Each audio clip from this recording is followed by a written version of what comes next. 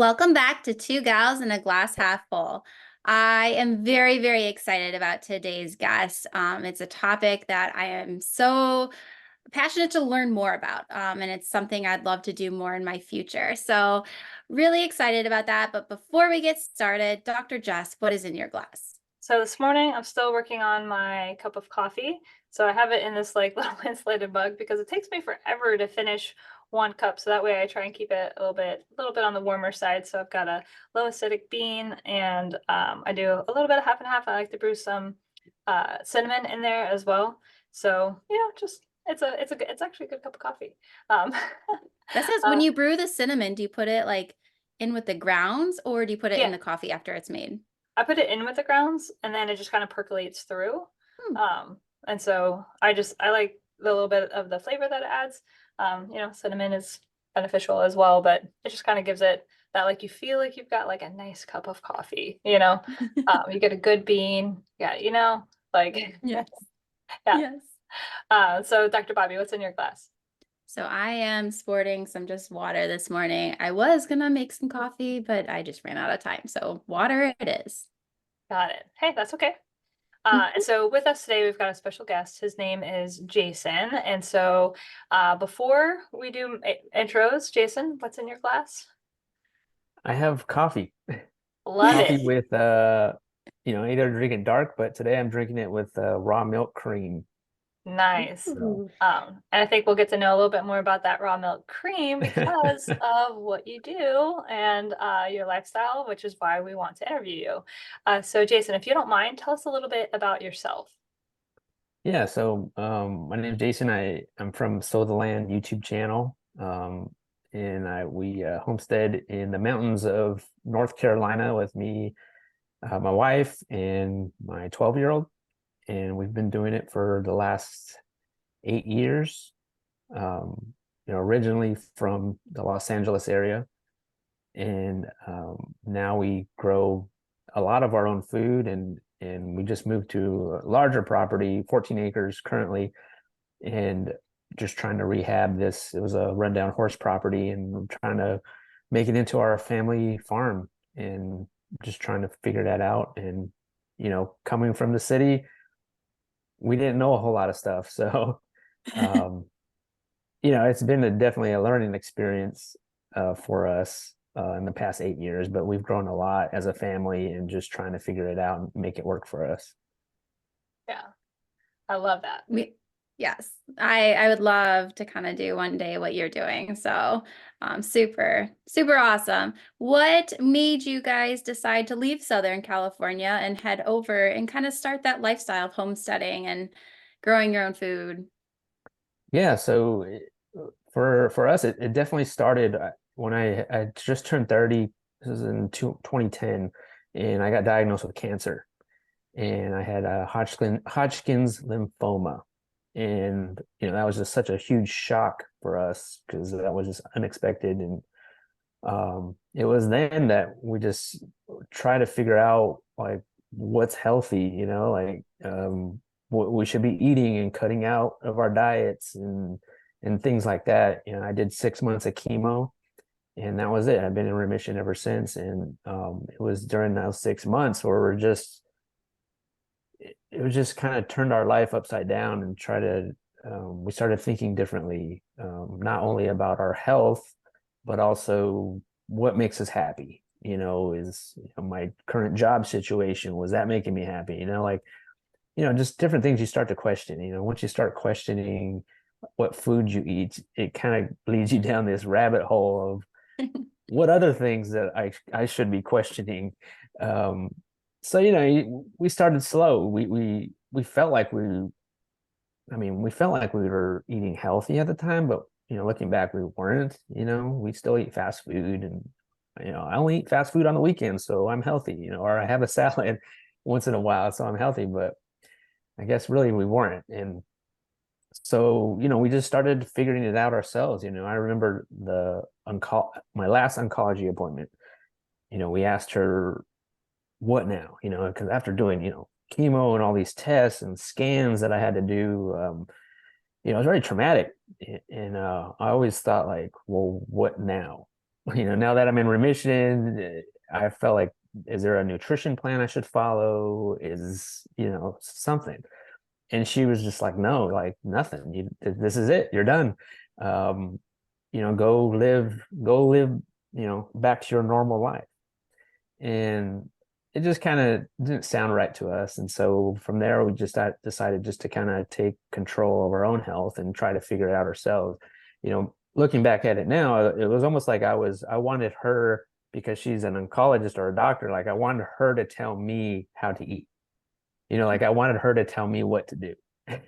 Like I didn't want to figure it out, but we needed to figure it out for ourselves and try to take control of that. And so it was then we just decided it kind of snowballed into this, like wanting to grow our own food, because we're like, how are we going to really know what's in our food? We need to grow it.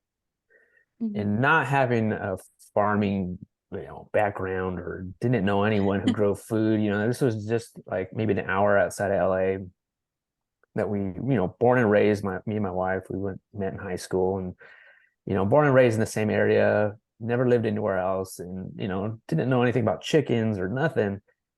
And we had a little backyard, made some raised garden beds, bought some plant starts, threw them in the ground, and man, we, growing that first tomato, it was such a satisfying thing, from a seed to you're eating it at your dinner table with your family. And it's such an amazing experience. And so all of a sudden you grow that first tomato plant and you're like, you feel like a farmer, so it kind of, from there, we just fell in love with the idea of growing our own food. And we started joking around of like, what if we had more land? Maybe we could grow our own chickens and have our own eggs, or maybe meat. What would that look like? And it became this joke for us because, we're born and raised in this area. All our family, grandma lived on the next street over. And it was like a joke, like, yeah, we would, it sounds cool, but would we really enjoy it? Would we really like it? I don't think that would happen. So at the same time, all this was happening, I mean, it took probably a good 6 years of developing this homesteading mindset in the city that we were doing, like trying to figure out how to grow food, how to can, how to make pickles, stuff like this. Like we weren't used to this kind of thing. My wife, she wanted to be a stay-at-home mom and try to figure out how to cook real meals, and not buy frozen meals at the store and stuff like that. Like try to figure all that out, how to make broth. And at the same time, my job, I did computer drafting, architectural stuff for the last 17 years. And that was kind of eating away at me, my wife, she was in the fashion industry and she would drive 3 hours in traffic into LA, there and back. And that she was tired of that, and so, you start questioning all these things. And so eventually we started to get rid of stuff in our house. We had just bought a 4-bedroom house, and we had this thing going on of like, well, one day we're going to find some land somewhere and we're going to homestead or grow more food and be farmers. And so we're not going to need all this stuff, right? Like we had, bedrooms with couches and lamps that we would never even go in.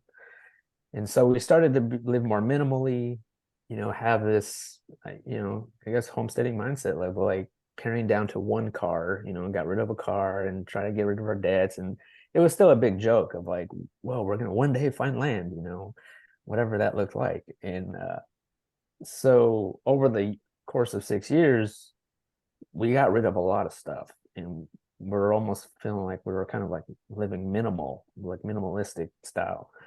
And so eventually nothing was on the walls, right? Like we had one couch, we had our daughter, she was around 4 years old when we left California. And all we had was our kitchen table in our house. And we thought, okay, if we get rid of this kitchen table, we're not going to have anywhere to eat. And I think we're pretty serious about finding some land somewhere. And so then that's what we did. We sold the kitchen table, pretty much nothing in our house, And shortly thereafter, we sold our house. And we're saying, okay, we're going to go do this. We're going to go find some land somewhere. I don't know what that looks like. I don't know where that's going to be, but we're going to try to figure that out. And so the plan is we're going to live with mom for a year, and we're going to go see what we can find. We're looking for maybe an acre. I wasn't too sure about that either. And we just went the following year. We just went on vacation to different places, and we learned very quickly that California is very expensive, and there was probably no way we could even afford an acre. And also, I really wanted out of my office job. I didn't know what that looked like. So about a year later, we vacationed out east to Asheville, North Carolina area.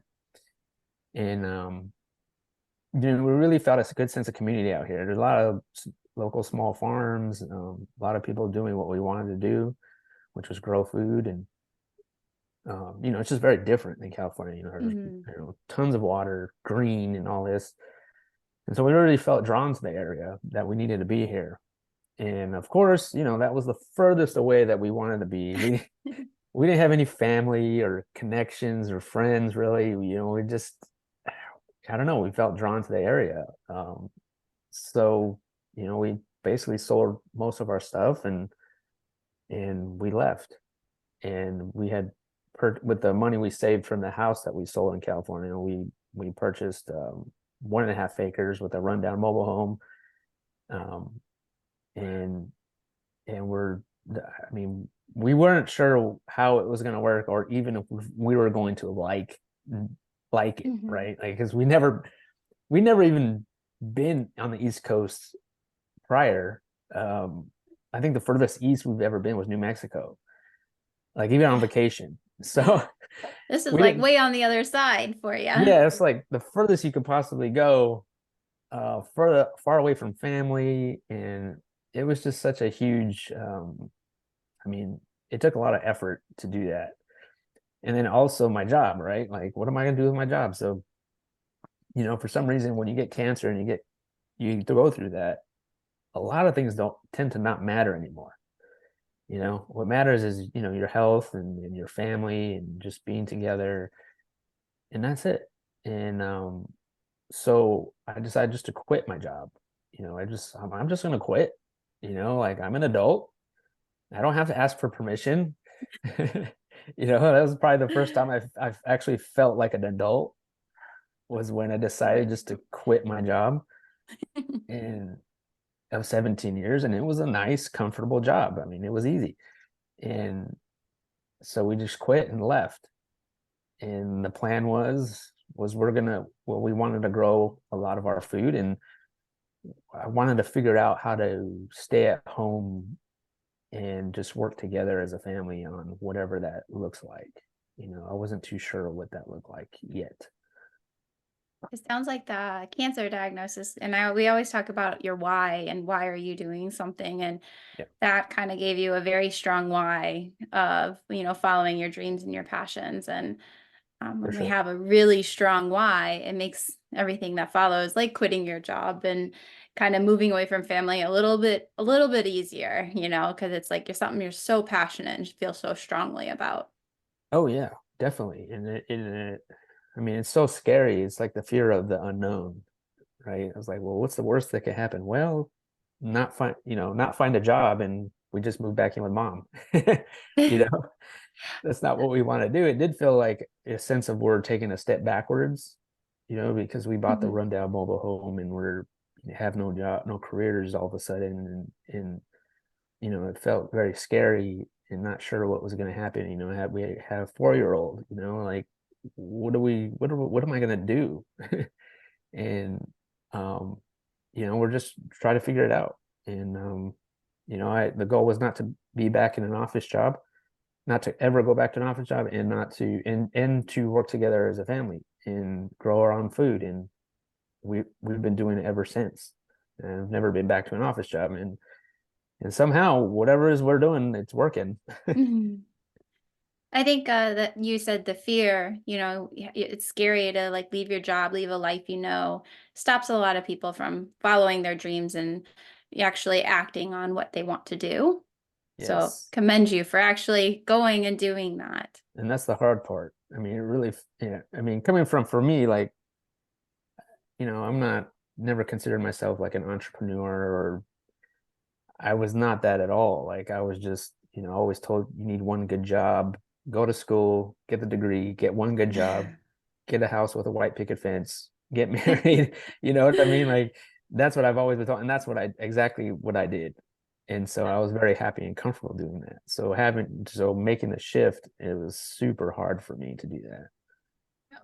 Well, I think that's like common with a lot of people though, it's like we're in this non-sustainable way of living, but to change it up is so hard and uncomfortable that you kind of just stay in what is you don't like, that's uncomfortable, because that mountain that you have to cross to get to the other side is like, it just feels overwhelming. So like, Yeah. yeah, no, I totally get that. I mean, yeah, I didn't start Homestead. We do we grow a lot of our own food. Our goal is to be off the grid at our house. So we're kind of slowly working in that direction, as we can afford it, like as we invest in our property. And so like, I totally get that. But then like, for me, like starting my own clinic, right? Like, it's way easier for me to stay here. Like, I'm earning money, I'm just treating patients, but I'm not super happy. And so it's like, well, what would happiness look like for me? And I love what I do. And so like that mountain to climb to get to the other side was a lot. And like, there's days I was like, I think I'm just gonna throw up. This is scary. I probably should just throw up a little bit. Like, I'm pretty sure it's like right here. When I think about it too much, like, what if I fail? What if it doesn't work? What if? But then you just kind of have to go back to, what's my why? Like, is my why for real? Is it based on values that are going to be beneficial for me as a human, for my family? And if that why is good, then like, you put your foot forward. You don't know if it's going to catch you, but like, if your why is legit, like it, doesn't mean it's easy, but it'll work. So I remember, we talk about what you were talking about, what ifs, and it's like, what if this, what if this, what if this? And I just remember one day someone looked at me and goes, but what if it does? right. And like, we're so focused on the, what if it doesn't? And that just struck me when they said that, but what if it does, and like, I guess I need to train my thought process into that, that type of thinking and going after it. But I wanted to go back on one thing you had said after the oncology. You said when you were like done, and you said, what's next? And I think so many people, well, one, I think that's a little bit with our healthcare. We should be there being like, hey, let's try, eat naturally, eat like from the garden, like we should be sharing that information in healthcare. There's enough research out there that supports that train of thought. And we know certain things that we eat are damaging to our body. So one, healthcare should do that. But two, you're saying you were waiting for someone to tell you what to do. And I think that's our natural human instinct, is we don't want to do the work, like we want to make it easy. Like, just tell me what I need to do and I'll do it, type thing. But I think there's so much that we learn in doing it ourselves that is such an important and valuable lesson that we don't get if someone just tells us. Right. And I think just maybe because she was the doctor, so I thought like she had more knowledge than me. So you should be telling me what to do. But I mean, with all the information that's out there today, like, man, we can figure this out, Yeah. Yeah, and I think that is part of cancer is like, people that are trained to treat cancer, they treat cancer. Like, and that's it. Right? So that follow-up afterwards, this is part of what I see in my clinic with my practice. I do a lot with breast cancer and women after breast cancer with all the stuff that happens. But nobody like that's why I got that specialty, is because I would see women like 7-10 years later with like all sorts of like difficulty with shoulders, and I mean all sorts of stuff that was never needed. Like, you don't have to live like that. But that follow-up afterwards of like, okay, now that the cancer is okay, like getting you back to being like a fully functioning human that can, one, do preventative things for something in the future, prevention isn't like a big part of what we talk about in healthcare.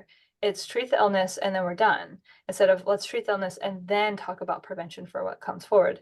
And so that's something that Bobbie and I are pretty passionate about. And that's a big reason why we do this podcast, is just what are all of the lifestyle changes that we can make one small step at a time in order to lead that more preventative style of a lifestyle, so that we're not so reactive all the time. Let's just wait for the next ball to drop and knock us in the head. Like, what if we just like took a step to the left and let that one drop over there? You know, like what if we just did that? And what if we kept doing that a little bit and then we get hit with less things, you know? Like we're just getting out of the lanes of traffic where their cars are trying to mow you down, you know, get on the sidewalk, come over here. Paper. That's great. Yeah. So as you have grown your homestead, and you said, I know you recently, a few years ago, right, moved to like the 14 acres, much Yeah, bigger it's than been what 2 you had. years. 2 years. Okay. Yeah. So during that time, what are some of the biggest challenges that you've run into in working that land, growing that land? Yeah. So yeah, I mean, it was important for us to, we started on 1.5 acres, and the goal with that was like, we're gonna see how to do this, how to grow food and, different climates and stuff like that than we were used to. And plus also getting or figuring out how to find our community. That was important for us too, to get connected with people. So after 6 years of on that 1.5 acres, we felt like we outgrew it. We had started growing a lot and we learned a lot, and we're started raising bigger animals, and we're like, man, I think we're ready to level up, I guess. And so we found the 14 acres a couple of years ago, and going from 1.5 acres to 14 acres, it's huge. I mean, when we first moved on the 1.5, it was like, this was huge to us, and we're not used to this. I was like, oh my gosh, it's so big. But then after 6 years, you're like, okay, it's so small. So the 14, it feels like, I don't know, it feels like I'm the park ranger of our own park or something. I joke that I'm just the janitor here, but the challenge of trying to figure that out, like where to put the chickens, where to put the garden, when you're on a small acres like one, it's easier to know where to put a garden, because you probably only have really one spot to put it. But with 14, you're like, I don't know where everything goes. And so just finding that way to like utilize the 14 acres and not know that we could start small still and then grow out and have the room and space to grow out, and not feel like that I need to utilize all 14 acres today. It's baby steps of like continuing to grow out and figuring out how to run everything and where we want everything. So that part is a challenge. And being that it's a horse property, the horses can be very I guess they tend to eat the land down pretty close. So like, and they compact the dirt a lot. So there's very compacted soil. Everything's just very hard and no topsoil anywhere. So I'm trying to rebuild that and reminding myself that it's all patience and things take time. That's probably one of the hardest parts to think about, that it's patience. Like we got to have patience. And so that part, it's definitely hard to do. I think anybody that gardens, like I had this advice given to me like a while ago by somebody who was older than me, and she was like, it takes 10 years to establish a garden. And I was like, what? To establish? She goes, that's just to establish a healthy garden. And then from there, you'll actually start really understanding how that garden is going to function for you. And now I get that. Yeah. Like I totally get that. And it's when you reframe your thinking with, because your seasons, right? So like you've got everything that you prep for, and then you've got your spring, and then you got your summer, you got your fall. So like really, if you're testing a theory, right? Like it might take you a full year to really see what comes from that one theory. Like, did this really do through the cycle what I thought it was going to do? Did it survive the winter? Did it do well in the spring? Did it hold up to the heat in the summer? And so like every single thing you do, like it Yeah. takes so long. I mean, especially when you're on a newer piece of land too, like it's probably best when you first move on a property to not do anything. And all you there is to observe. You know, you got to observe what your land's doing. Like when it rains, where does the water go? You know, does it flood in a certain spot? What if you were going to put your garden in that spot? You know, and then next thing you know, it rains and it floods. Like, but you wouldn't know that because you haven't lived there long enough. And that's so hard to do because you move to a new land, you're like, man, I want to get all the chickens, I want to get all the animals, I want to put the garden in, you want to do everything, and you could do some things, but try not to go all in and do everything, because what if it's in the wrong spot? What if things happen and you won't know that until you've been there a little bit? So yeah, so like each of those test phases, oh man, but it's like, but in a good way, it actually forces us to slow down and not get that immediate, gratification of like, I did this and I got that, right? Because that's like, as humans, like, I'm hungry, I'm gonna eat some sugar, ooh, I feel good, right? And so to like be able to like pause and say like, I'm willing to put my energy in and wait for the return, like, and like you're raising your kid to think that way too, right?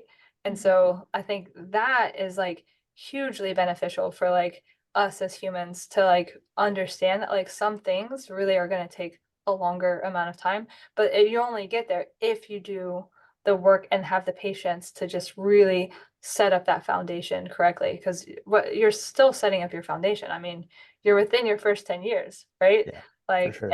and you started on ground that was like needed rehab. So, Yeah, I know. but it's a good thing that you're doing for that soil. Can you imagine like the impact you're having on like your whole greater community just by you rehabbing that soil? Like that alone is beneficial. Then Oh yeah. obviously being productive on top of that. Like that's really cool. I kind of been like geeking out about soil recently. It's like kind of I start talking to people and they're like, I don't care that much about soil. I'm like, how do you not? Soil is so great. Like, Yeah, when you garden, like you start thinking about all these things. It's like a snowball thing, like you start asking questions and figuring other things out. Next thing you know, you're selling all your stuff and leaving this yeah, and buying land somewhere. I don't absolutely.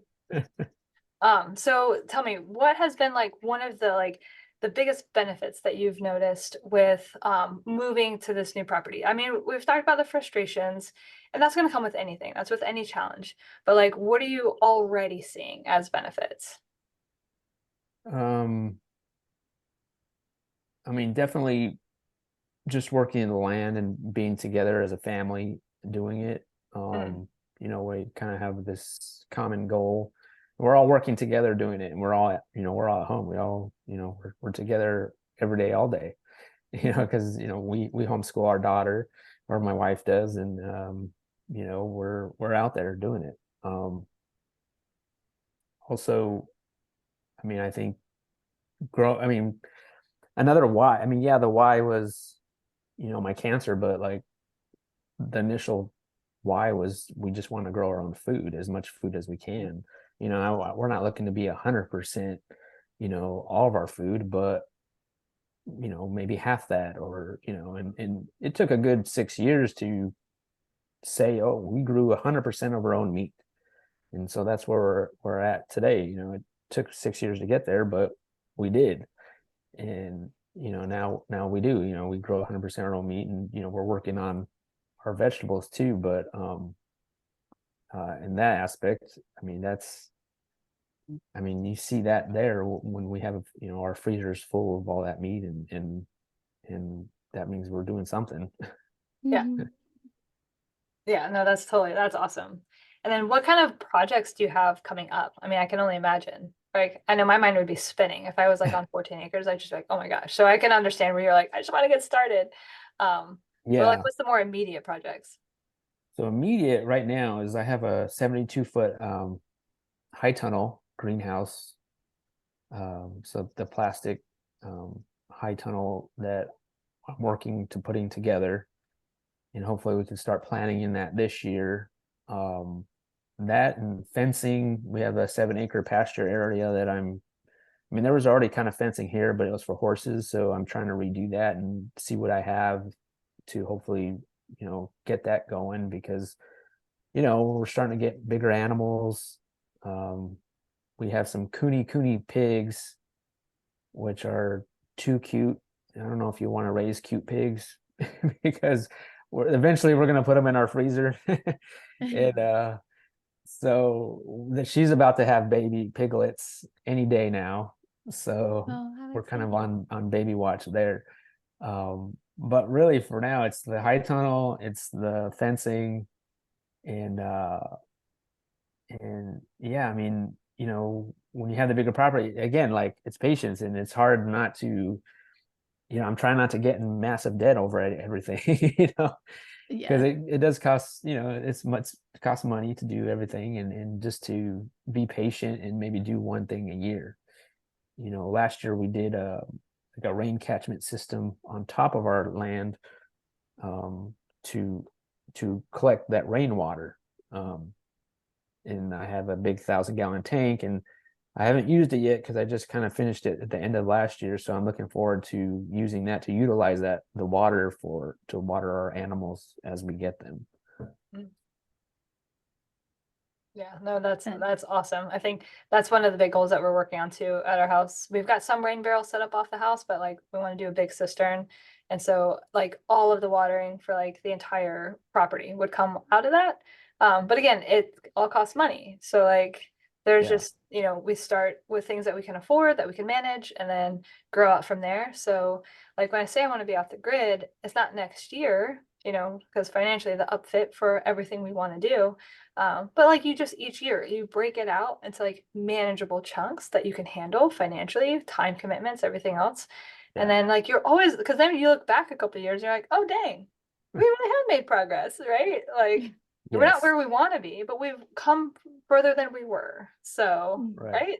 And I know sometimes it might not feel that way, like sometimes you're kind of just trudging along and you're like, man, I feel like I'm not getting anything done. But if you get a little bit something done, 1% every single day, get something done, and eventually you're gonna look back and be like, wow, we did get a lot done, Right. you know. Yeah. Or And it's or you hard. It's or you hard invite work. friends over. If you invite friends over that haven't been at your place for a long time, Yeah. usually they're like, oh wow, you did a lot done, and that makes you feel good. I say recently, but I guess it's not so recently. I have a 9-month-old now, and one of the hardest things after having her is I am so used to like having a list and getting this done, done, done, done, done, like being so productive. And then you have a baby, and there's no such thing as being productive. There's no such thing as creating your own schedule, because your schedule is what they want, and you can plan to go to bed at 7:30, and last night at 10:30 we're still awake. So, um, I think one of the best things that someone told me or I read somewhere was like one thing a day. Like for me, like set a schedule and I have one priority. And if I got that done that day, I was successful, regardless of the list of 1,000 other things I wanted to get done. Like I get to choose one thing.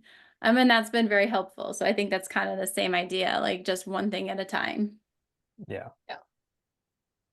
I like it. So as far as like if people are super interested in learning more about your journey and like following you on this like path that you're on, how can people find you? Like how can they stay up with like your story? Yeah, so we document our life, and we have been for the past 8 years or so, on our Sow the Land YouTube channel, where we put stuff on there, and also we have our sowtheland.com website where we have some created online workshops that we started doing, and we also do in-person workshops here of teaching people how to butcher chickens, live more self-sufficiently, and also we're on Sow Land on Instagram, Facebook, and all that. Yeah. We'll make I sure like that. to, Like the courses, you know? So being able yeah. to teach people so they don't have to like, you can like speed up their learning curve, right? Like, Yeah, and that's yeah, that's the progression, right? Like when we started, I feel like there wasn't many options, or maybe there was, and I just didn't know about them. But I feel like there wasn't those kind of options. But I feel like that's the baby steps of growing your own food. Is like you watch the YouTube videos, right? You get caught up in the rabbit hole of homesteading YouTubers or gardeners, and you watch all those, and then you're like, okay, that seems pretty cool. And then maybe you go buy the books, and or maybe watch the documentaries. You're like, yeah, it still seems pretty cool. And then maybe you find a local workshop, like an in-person workshop of how to do something, and you're like, I'm gonna go take this workshop. They seem to know what they're doing. I want them to teach me how to do, garden or, butcher chickens or whatever. And then you take the workshop, and then you find out, you get your hands dirty, and then you find out, hey, can I really do this? And hopefully after you take a workshop, you'll feel more empowered and feel like, yeah, you can do this. And it brings it kind of down, not so there's not a mystery about it, you're more comfortable around it. And then maybe you're ready to go all in and buy the chickens or grow the garden. So those are kind of the baby steps, I feel. absolutely. No, I totally get that. Like, I think you're going to be more successful that way too, right? Because Yes. you're not just like putting random seeds in there that maybe isn't right for them or doesn't have enough sun or, all the things where like you get started on something, but then it doesn't go well right away. And so then you're like, oh, this doesn't work for me, or I'm not good at insert blank, right? Right. But nobody's good at anything when they just start. Like you're not. Like my No. oldest is 6.5, and so this is something that we kind of talk about a lot, right? Like this is the first time you've done X, Y, or Z. So of course you're not good. Like I wasn't good at this the first time I did it. Right. And it's So kind of hard to think about that when when you are watching some of these YouTube videos that you're like, oh my gosh, look at their garden. It's so awesome. And then you're like, look at my garden. It's so sad. But you don't know that, yeah, they've been doing it for, 10 years or whatever, and that's why it's like that. Your garden will get there, right. but you have to start and get that going first, and then eventually you will. Mhm. And I think having somebody that'll be honest with you, to not have this like video that's just like really flashy, that's like, oh, hey, look how easy this is. Cause that's like Yes. so much of our social media is like, here's this easy thing to do in the garden. Here's the best way to get blah, blah, blah. Right. But like they didn't give you that backstory. Right. So then we just get caught in this like, I just want this easy way to do everything instead of like, it's Yeah. actually going to be work. Right. And it's actually going to take patience and it's going to take time.